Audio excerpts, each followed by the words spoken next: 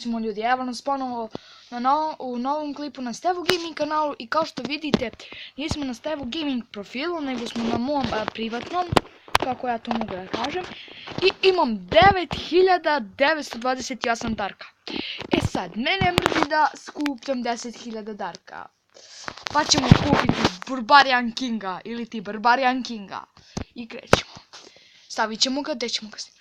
Ja sam planirao mesto, tu sam planirao, tako stavim.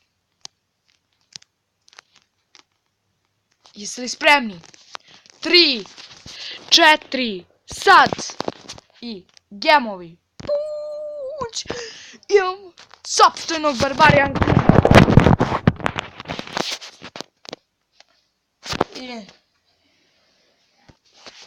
Kao što vidite imamo i Barbarian Kinga, konačno, posle toliko vremena. I ja mislim da je to za ovu epizodu, vidimo se u sljedećoj. Ćao!